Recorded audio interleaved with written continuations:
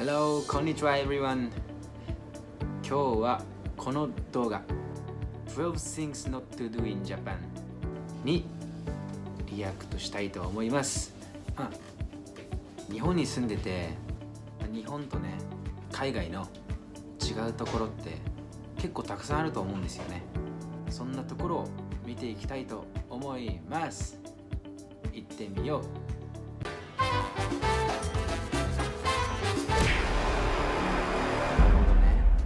So walking down the street whilst eating and drinking isn't illegal. You're not going to get shouted at and you're not going to get arrested by Ace Detective Sherlock Bones. But what you will get is the stare of disapproval.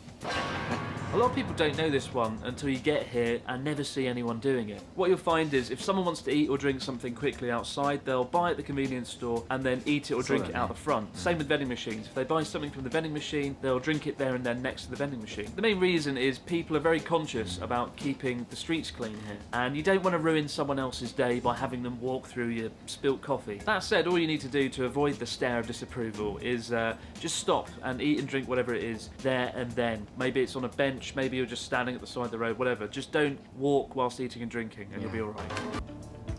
確かにそうなんだけど、まあ俺としては OK かな。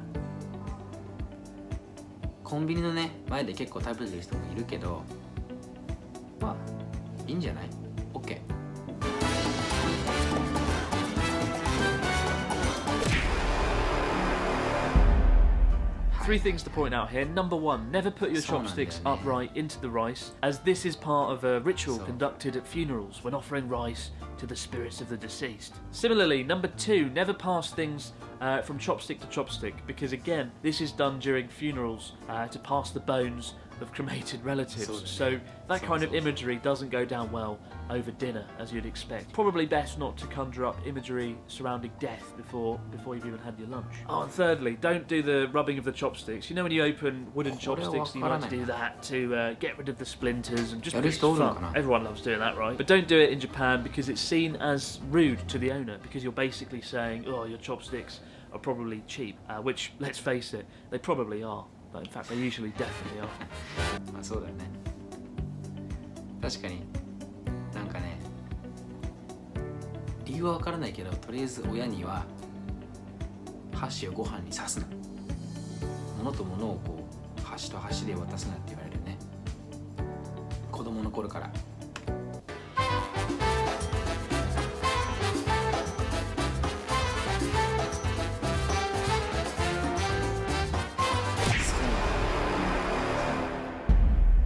Probably the greatest thing about Japan ever, and the reason that I eat out several times a week, just because I save 20% automatically. In Japan, it's believed that customer service should always be exceptional, with staff giving 120% every time. 120%? 110%? 120% would be ridiculous. But it's not necessarily rude to tip someone, it just creates this awkward situation where the worker, the staff, would feel like you're assessing their performance and they could potentially lose face. So you might think you're being nice by giving someone a tip, but you're not. You're just creating an uncomfortable situation for the worker and they'll probably just reject your tip outright. So don't be tempted to do it. 特にテーブルの上なんかにお金を置いちゃったら、多分店員さんがこう走って「すいません」っつって「忘れてます」って多分ね店から出てきちゃうからやめた方がいいね。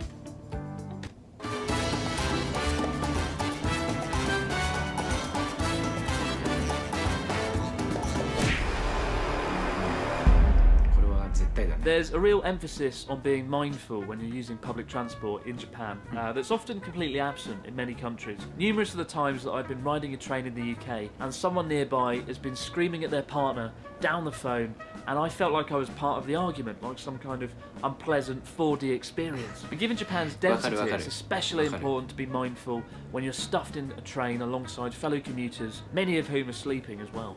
With that in mind, don't ever talk on your phone on the train. That's a massive, no thing to do here, and even talking loudly is looked down upon. If you're on a local train or a subway train and you get a phone call, just ignore it until you get off. And if you're on a bullet train, you can go to the little compartment in between the carriages and take your call there. これに関してはもうルールっていうより法律に近いよね。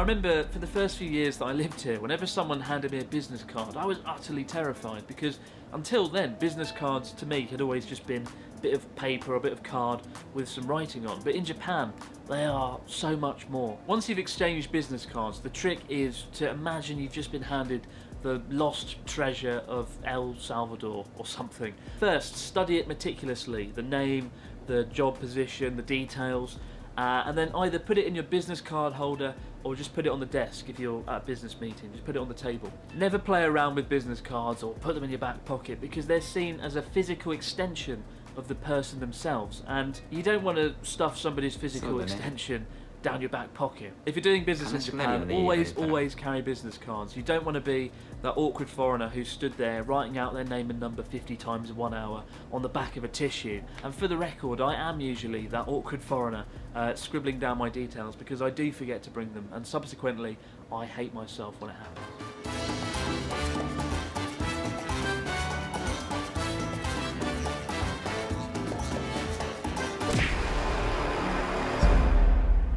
If you've got a runny nose, standard procedure here is just to keep sniffing, or just to find a toilet or a broom cupboard to hide in. Blowing noses in public is pretty rude. Interestingly though, handkerchiefs are pretty popular here, not in the way you would think though. People use them to wipe sweat off in the hot summer weather, or even more commonly to dry their hands in public toilets. Because surprisingly, many public toilets in Japan don't have any hand drying facilities, despite having space-age toilets that reside in the same room. It's quite a weird contrast that I don't quite understand. そうなんかね、ハンドドライヤーとかあっても結構使わない人多いよね。電車とかでおじさん鼻かんだりする人とかいるけど、白い目で見られるね。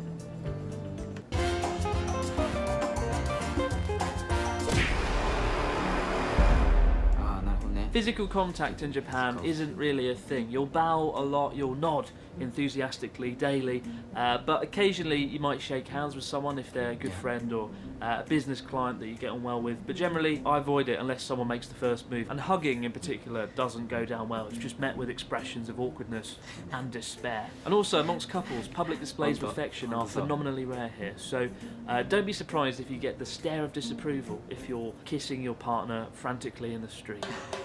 And I think that it should definitely be this.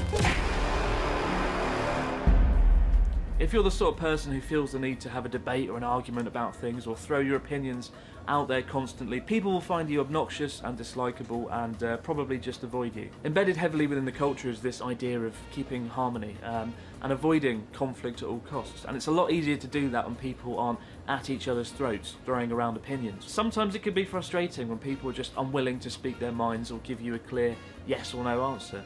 I mean, one time, one of my colleagues when I was teaching, I asked him, "Do you have any pets?" And he said to me, "Maybe my cat is dead." Maybe your cat is dead. What does that mean?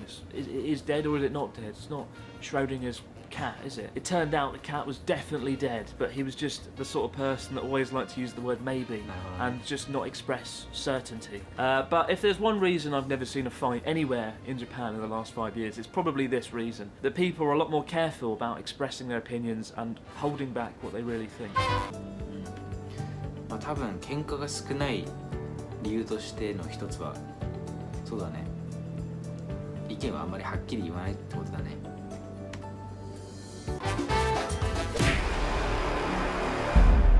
Yeah, I couldn't be bothered to film that one. Everyone seems to know this one already anyway. When visiting someone's house or entering a public building like a school or going to a hot spring, you take off your shoes and switch to slippers before you go in. The easiest way of knowing if you have to change your shoes is there'll be a change in elevation in the floor. So when you go in, there'll be a little stair, and that's when you know. This is the one thing on the list where failing to stick to the rules will have noticeable results. A few years ago, a friend and I visited a public bathhouse in Kyoto, and we went in, and you're supposed to take your shoes off. For some reason he didn't. I don't know why. I don't think he noticed or saw. There was a little old woman sitting behind the entrance counter where you kind of pay, and when we walked in, she saw that he still had his shoes on, and she shot up with terrifying energy and ran over and grabbed him and took him to the front and was like, "Get your shoes off, get your shoes off."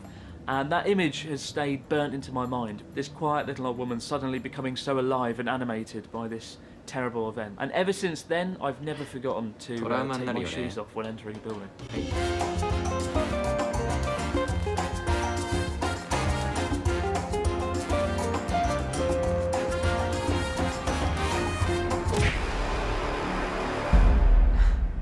For whatever reason, rubbish bins and それは本 trash 当に思う。 cans are disturbingly rare in Japan. Outside of convenience stores, it can be a nightmare to find one. And the reason I put this on the list is because so many people, so many of you guys message me on Twitter saying, I'm in Tokyo and I can't find a bin, what should I do? I've wandered through Tokyo for up to 20 minutes sometimes just in search of a bin and can't find one. 確かに。 The streets though, despite that, are shockingly clean here because people, if they can't find a bin, they just take the rubbish home with them. It can feel like some kind of mini game sometimes, going in search for a bin, because when you do find a bin, you feel a real sense of achievement. But despite that, Achievement. don't be tempted to litter. Just keep trying and you'll find a bin one day. いやほんとね、コンビニとかもやっと見つけたと思っても、コンビニはなんかコンビニから以外のゴミは捨てないでくださいって書いてあるんだけど、まあしょうがないよね。捨てちゃうよね。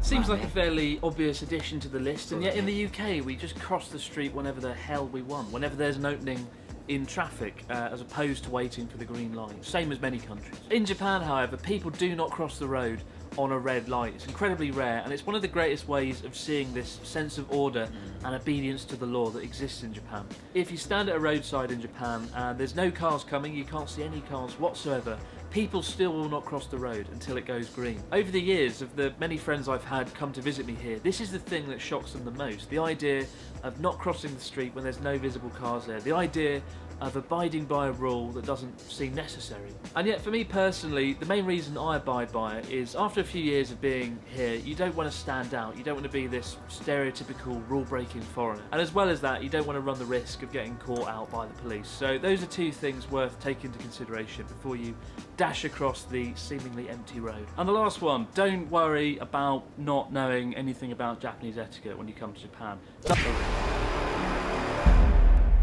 As I said earlier in this video, there aren't going to be any real consequences to not following any of these things, apart from maybe the footwear one. That's quite scary. You don't want to get dragged off by an old woman. The reason I say don't worry too much is because I find a lot of people come here and they're very nervous and very anxious about following the etiquette they don't really comprehend. And that includes even me. When I came here, I didn't know anything.